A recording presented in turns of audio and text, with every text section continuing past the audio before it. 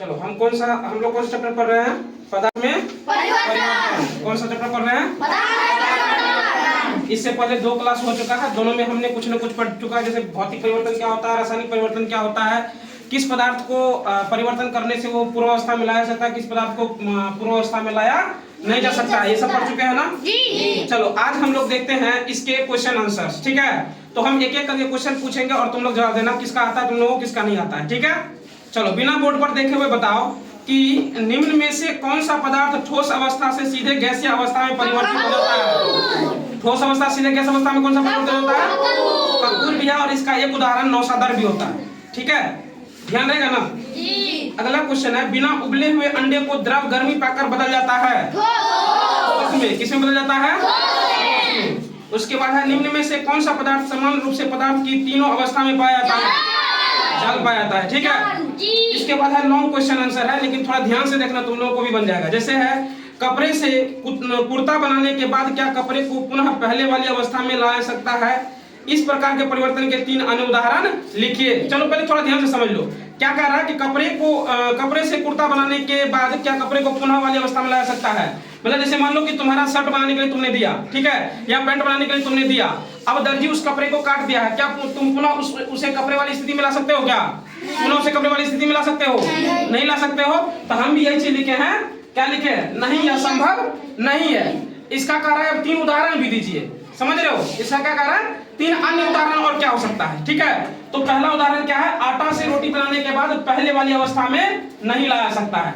जैसे ही आटा से रोटी बन गया तो रोटी को पुनः पहले वाली अवस्था में लाया सकता है? नहीं लाया सकता है। उसके बाद है, दूध से दही बनना, दही को फिर से दूध बनाया सकता है? नहीं बना सकता है। उसके बाद है, गेहूं से आटा, गेहूं एक बार गए तो मिल में पिसाने के लिए, अब उसको आटा बना दिया, फिर से उसको गेहूं बना सकते हैं? क्या नहीं बना सकते हैं। तो यही 3 ऐसा उदाहरण है, या और अन्य उदाहरण भी है, लेकिन वो 3 ही उदाहरण पूछ रहे हैं। ये 3 ऐसा उदाहरण है जिसको पुनः उस अवस्था में लाया नहीं जा सकता है, मतलब इस परिवर्तन के बाद उसे पुनः उस स्थिति में लाया नहीं जा सकता है। ठीक है, अब अगला क्वेश्चन हम लोग पढ़ते हैं कि रात्रि में सीमेंट की एक बोरी जो खुले मैदान में रखी हुई थी वर्षा के कारण भीग जाती है। समझ रहे बात को? क्या होती है? रात में एक सीमेंट की बोरी थी, जो क्या हुआ कि किसी गलतीवश मतलब रात्रि में बाहर में ही छूट गया। ठीक है, अब कह रहा है कि ये जो है वर्षा के कारण क्या हुआ? भीग गया। तो अगले दिन तेज धूप निकलती है, सीमेंट कड़ा हो जाता है, क्या सीमेंट को पहले जैसी स्थिति में प्राप्त कर सकते हैं? अब कह रहा है कि क्या इसको पहले वाली स्थिति में प्राप्त कर सकते हैं? अब कर सकते हैं कि नहीं कर सकते? पहले ध्यान से समझो, सीमेंट पहले जैसी स्थिति में वापस नहीं आ सकती है। क्यों नहीं आ सकती है? क्योंकि सीमेंट में पानी मिलने से अनुत्क्रमणीय क्रिया संपन्न होती है, जिसके बाद वो क्या होता है? ठोस बन जाता है। अनुत्क्रमणीय क्रिया जैसे ही संपन्न होता है वो क्या बन जाता है? ठोस बन जाता है। अब जैसे ही ठोस बन गया, पुनः उसे उस स्थिति में वापस नहीं ला सकते। तुम तोड़ोगे तो वो टूट जाएगा, लेकिन उस अवस्था में नहीं आ जाएगा जिस अवस्था में पहले वो मौजूद था। बात समझ में आई ना? यहाँ तक किसी को कोई दिक्कत नहीं ना? चलो अब चौथा क्वेश्चन यहाँ पे है तुम्हारा। चौथा क्वेश्चन में कह रहा है कि आगे दी गई तालिका में कुछ परिवर्तन दिए गए हैं, प्रत्येक परिवर्तन के सामने रिक्त स्थान में लिखिए कि वह परिवर्तन के बाद पूर्व अवस्था में लाया जा सकता है या नहीं लाया जा सकता है। तो एक एक करके हम लोग समझते हैं, ठीक है ना? पूर्व अवस्था में उसे ला सकते हैं या नहीं, तुम लोग एक एक करके बताना। चलो, लकड़ी के टुकड़े चीरना, इसको ला सकता है? नहीं ला सकता है, क्योंकि एक बार लकड़ी के टुकड़े चीर करके मान लो कि पलंग या कुर्सी बन गई, क्या उसे दोबारा लकड़ी बना सकते हैं हम? क्या नहीं बना सकते हैं ना? अभी हम पढ़ चुके हैं आइसक्रीम का पिघलना। अब जरा सोच करके देखो, तुमने आइसक्रीम खरीदा, मार्केट में जाकर आइसक्रीम खरीदा और हाथ में वो पिघल गया, या मान लो कि एक कटोरी में रखे जिसमें वो पिघल गया। अब क्या करेंगे? उसको जैसे ही फ्रीजर में रखेंगे और थोड़ा देर के लिए ठंडा छोड़ देंगे तो क्या हो जाएगा? पुनः आइसक्रीम बन जाएगा। कोई दिक्कत है? तो इसका मतलब इसे पूर्व स्थिति में लाया जा सकता है ना? इसमें क्या लिख देंगे? हाँ लिख देंगे। अगला है नमक का जल में घुलना। क्या है? नमक का जल में घुलना। इसको पुनः वापस कैसे प्राप्त कर सकते हैं? तो याद करो हम एक परिवर्तन पढ़े थे, वाष्पीकरण विधि पढ़े थे ना, जिसमें क्या बोले थे कि वाष्पीकरण के माध्यम से ही जो बालू और नमक का मिश्रण था उसको अलग किए थे, याद है? ठीक है, तो वाष्पीकरण विधि के द्वारा इसको प्राप्त हम लोग कर सकते हैं। इसमें क्या लिखेंगे? हाँ लिखेंगे। क्या लिखेंगे? हाँ लिखेंगे। अब देखो, दूध का दही में बदलना।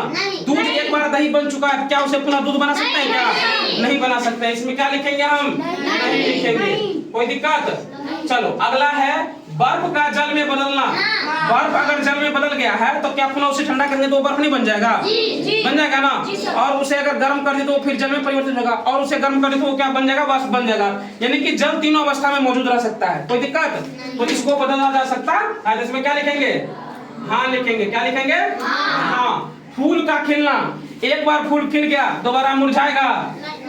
ये एक फूल के साथ ये संभव होता है, जिसको हम लोग लाजवंती बोलते हैं, है ना। छूने के बाद वो सिकुड़ जाता है, और जैसे ही उसको छोड़ो तो वो पुनः अपनी स्थिति में आ जाता है। तो उस फूल को अगर तुम छोड़ो तो बाकी ये किसी भी फूल के साथ संभव नहीं होता है। इसलिए इसमें क्या लिखेंगे? फूल का खिलना नहीं लिखेंगे ना। उसके बाद है कली से फूल का बनना। कली से एक बार फूल बन गया तो क्या फिर से कली बनेगा? क्या फिर से कली बनेगा? बिल्कुल नहीं बनेगा। इसमें क्या लिखेंगे? नहीं लिखेंगे। कोई दिक्कत? यहाँ तक। अगला है पेड़ से पत्ती का गिरना। एक बार पेड़ से पत्ती गिर गया, क्या पुनः उसे दोबारा लगा सकते हैं? क्या पेड़ में नहीं लगा सकते हैं। इसमें क्या लिखेंगे? नहीं लिखेंगे। ठीक है, तुम लोग समझ में आ रही है ना? ऐसा तो नहीं कहीं पे दिक्कत है? कहीं पे दिक्कत है? नहीं है ना। ये हम लोग अभ्यास कर रहे हैं तो ये ध्यान रखना कि तुम लोगों को आनी ही चाहिए। ठीक है। अगला है मोमबत्ती का जलना। मोमबत्ती को जलने के बाद हम बताए थे कि जैसे ही जला हुआ मोमबत्ती है उसको फिर से तुम पिघलाओ या किसी ऐसे चीज में डाल दो। मान लो कि केला वो पपीता का डंडी देखा है तुम लोगों ने, जिसका पत्ता होता है, उसमें अगर तुम डाल दोगे तो पुनः उस अवस्था में वो आ जाता है ना। इसलिए इसमें क्या लिखेंगे? हाँ। क्या लिखेंगे? हाँ लिखेंगे। ठीक है। अब एक क्वेश्चन और है हमारा कि गाड़ी के पहिए में लोहे की रिम को गर्म करके पहिए में लगाया जाता है।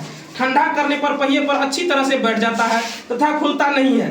लोहे की रिम को गर्म करने तथा ठंडा करने पर उसके आकार में क्या क्या परिवर्तन हो रहा है, तो अब इसको एक एक करके देखते हैं हम लोग। ठीक है। तो लोहे की रिम को गर्म करने के बाद क्या होता है? वह कुछ फैल जाता है। हम बताए थे ये बैलगाड़ी वाला रिम, बैलगाड़ी के रिम वाला जब हम बताए थे ये बात बताए थे ना। तो अब देखो क्या होता है कि लोहे की रिम को जैसे ही गर्म करते हैं तो क्या होता है?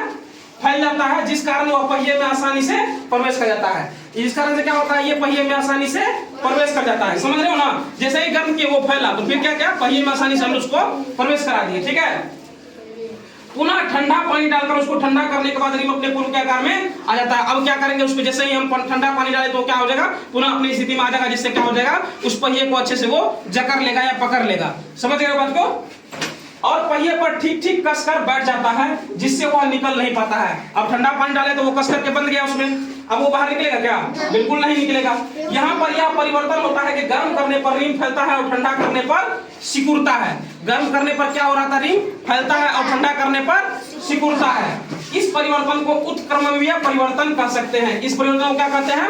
उत्क्रमणीय परिवर्तन कहते हैं। अब एक बार समझो, अब कोई पूछेगा उत्क्रमणीय परिवर्तन क्या होता है, तो तुमको यहाँ ये बोलना है कि वह परिवर्तन जिसमें उसे पुनः उस अवस्था में लाया जा सकता है उसको हम लोग क्या कहते हैं? उत्क्रमणीय परिवर्तन कहते हैं। क्या कहते हैं?